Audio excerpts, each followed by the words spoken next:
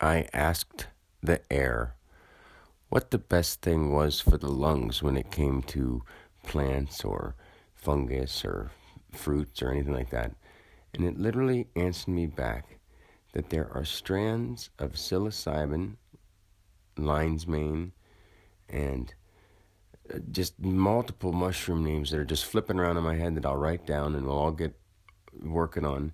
And instead of slaughtering cows and slaughtering chickens, like chickens, we'll let them go back out in the wild, and nature will work its course that way, and nature will decide what it does with those ideas, because they'll be braver and they'll start flying again, and there'll be all kinds of different things happening once things are let loose and able to think differently without being chained up in coops. They don't have ideas or the chances to expand from when the time they're young. So if they go out in the wild, there'll be periods of time where nature has to adjust, and they might get killed as eggs, and things will be harsher for them. But when we let them free, that's really what they want deep down in their animal feelings and souls, I guess you could say, and that's what they are.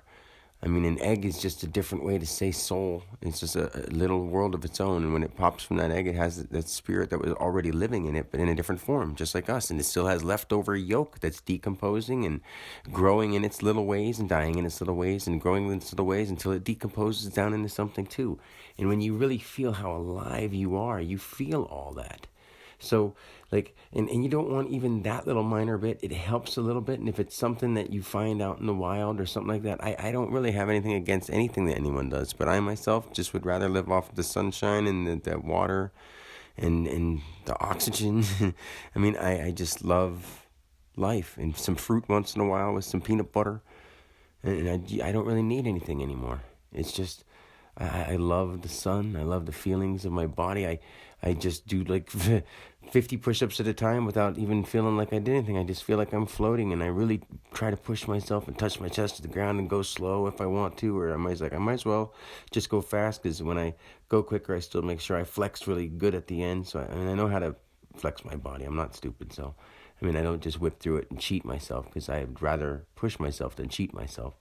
So I push myself, and it's just I can't get tired when I don't want to. I can act tired, or else I can be like in a day where my mind is all over the place, or I'm trying to listen to somebody tell a story that takes me out of really concentrating, and instead of like keeping my thoughts and not letting it go too far in one direction or the other direction out of the mind spectrum, I'm listening to their story, and their story takes me like out of what I'm thinking, and I go, oh yeah, and I'm just listening, and I try to be kind, and it's like, I don't want to cut you off, but all right, I'm going to go do this thing. But it's not because I'm trying to be rude. It's just they're talking about something that really makes no sense to even go on and on about. And you don't want to say that to them. And if you did, they would feel rude. So you just know not to. So you just try to be as polite as you can. And you adjust and learn, what could I have done differently in that situation? And you learn to get to know each person better in their own little way. And it's just the most beautiful cosmic network that if we start working on it, it's just the most wonderful thing this world is going to see. I already see it. And I want nothing for it. I just want to see everybody so happy. It's cool.